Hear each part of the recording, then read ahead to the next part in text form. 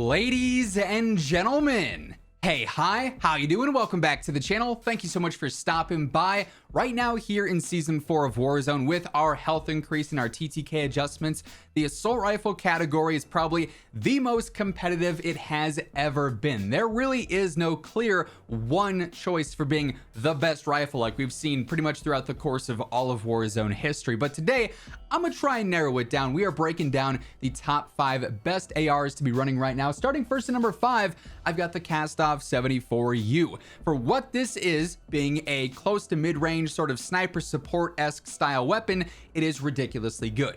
Its TTK is super competitive. It outguns some of the SMGs in the close range. It outguns other rifles in the mid-range, so it's very, very good at being that close to mid-range style hybrid AR SMG type gun. Also super easy to use, very basic recoil, clean irons. It's checking all the right boxes for what it needs to be. As far as the setup goes, it's pretty standard. We've talked about this one a handful of times, but it still gets the job done here in Season 4. 45 round extended mag, pretty basic. You need that for all squad sizes now. True tack rear grip for the better ADS and sprint to fire, and we're tuning to enhance that even more. I go for the Atrazat stock, better sprint speed, better strafe speed as well, so just boosting the mobility a little bit. You could kind of go anywhere you wanted to on any of these tunes, and there's really no wrong answer, right? Olay laser, better ADS and sprint to fire, a little bit better stability, but that's not a huge factor here where we're trying to use this. We tune for even better mobility. Then I go for the 209 barrel. This will help out with your movement speed and your ADS speed. I tune for the better damage range. You could also go for ADS speed. And then you could really go for recoil steadiness or aim walking speed. Again, tune to your liking here. There is no wrong answer, but overall, the 74U here really hasn't been nerfed since day one, and it's been a top tier rifle since day one. Still is a beast here in Season 4. Now at number 4, I've got the Chimera, basically the same style weapon as the 74U,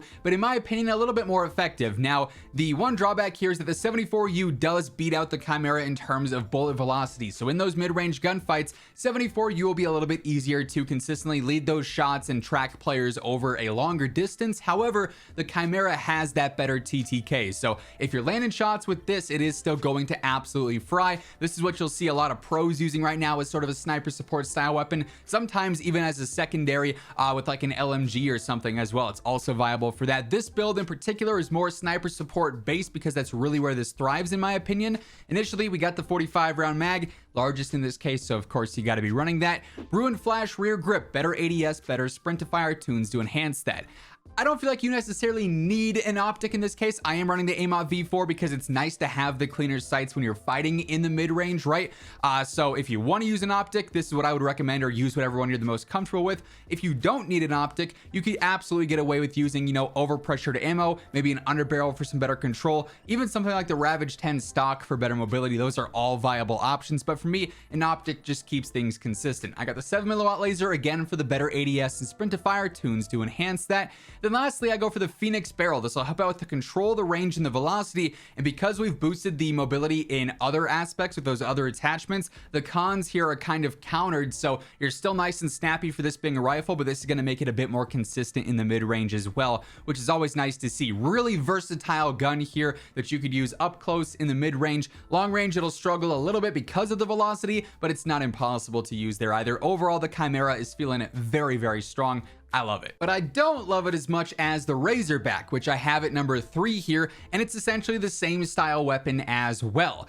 Close to mid-range sniper support. You could try and use the Razorback as a long-range primary, and we've covered some builds for that in the past, but really where I think it's the best, where I think it's gonna thrive the most is, again, the mid-range and then some of the close range as well, sniper support style engagements.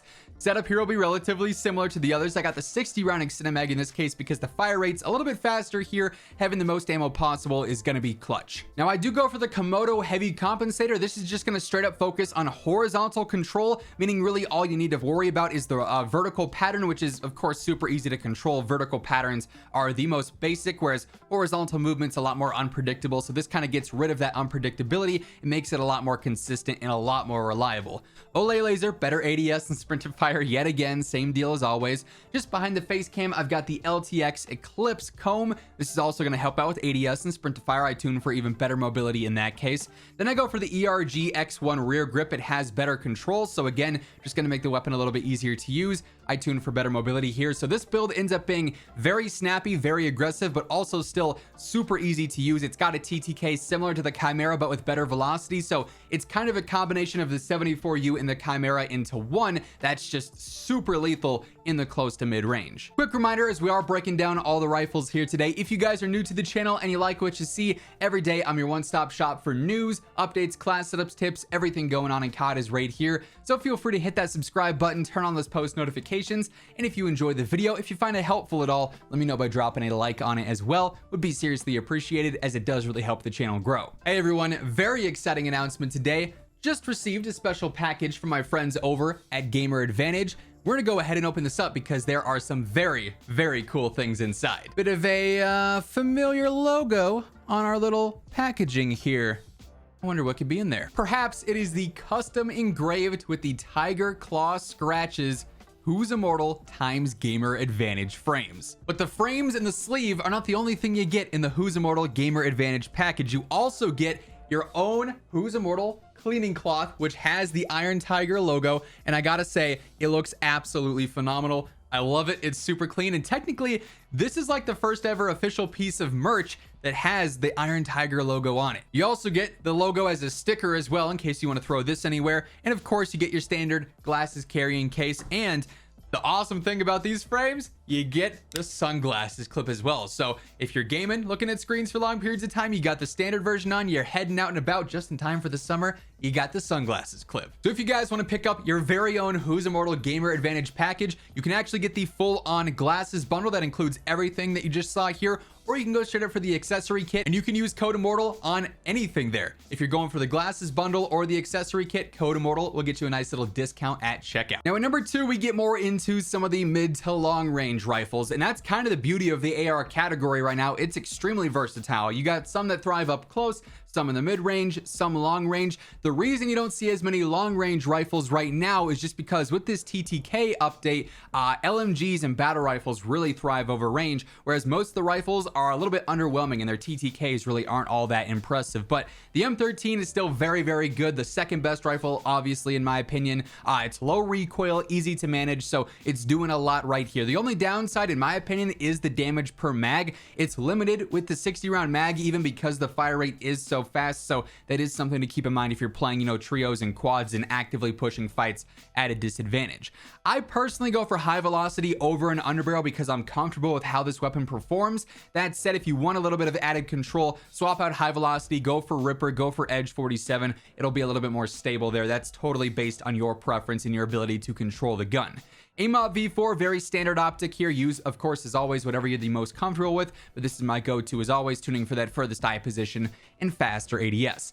Harbinger suppressor will offer velocity and range just like Echoless, but it does offer a bit more control than something like Echoless, so that's why I opt for this in this case. And I go for the Echelon barrel, the 3-in-1 combo, better range, better velocity, better recoil control, just enhancing the lethality of this thing over the mid to long range. And like I said, I love how this thing feels. I love how it performs. I'm comfortable with it. And if you land your shots, straight up, the thing does fry. And then coming in at number 1, I've got the Lachmann 5.56. This thing has a very competitive TTK. Curiously enough, it's not the best in class TTK over range, but it is by far the easiest weapon to use. I would argue that this is the easiest weapon to use in the entire game. So realistically, while on paper 100% accurate, it doesn't have the best TTK. When you factor in accuracy and the shots that you're gonna miss with other weapons that you won't miss with this, its TTK ends up being one of the best in game. I love the feel of this thing. Anyone can pick this thing up and do well with it, and that is why, in my opinion, it deserves the number 1 spot. So here, we're going for the 60 round extended mag, pretty basic there. AIM-OP V4 as well here yet again. Now in this case, I do go for the Ripper over high velocity, but sort of vice versa of the M13. If you're comfortable with how this performs, you want to try and see if you could, opt for no underbarrel and have it be a little bit less stable, but still land shots. Just trade out Ripper for high velocity in this case. Here though, I am tuning for the better stability as always. always. I go for Echoless in this case because the recoil control is so easy. You don't need Harbinger, and you get a slightly faster ADS because of that. We're tuning for better velo and ADS speed as always. Then the Rat Barrel is also the 3-in-1 combo. Better velocity, better range, better control, better pizza. You know the rest. We're tuning for even better range and better steadiness there. Again, just making the weapon even easier to use and even more dominant over range. That said, this is by far the most difficult top 5 rifle list I've put together so far this year, omitting things like the M4, like the Kastov 7.62. It's tough because those are also competitive weapons for sure, but I feel like these 5 are definitely some of your best choices as of right now. And that being said, that's going to wrap things up for this one. If you enjoyed the video, let me know by dropping a like on it. And if you're new here, be sure to hit that sub button, turn on those post notifications to always guarantee you're up to date. But once again, thank you so much for tuning in, and until next time, take it easy, have an awesome rest of your day, and I'll catch you guys later. Peace out.